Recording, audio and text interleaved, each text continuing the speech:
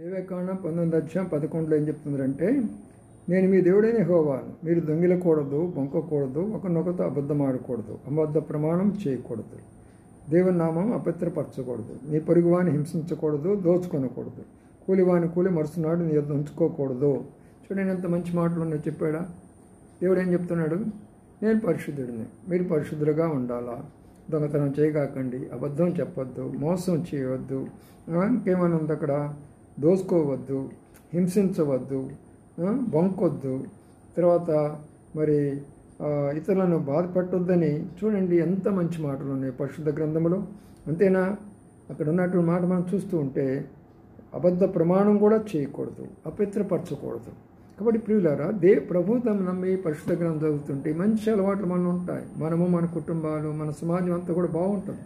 Bible చదవండి, సత్యాన్ని తెలుసుకోండి, వాళ్ళని వీళ్ళని చూడొద్దు. బైబిల్ చదివితే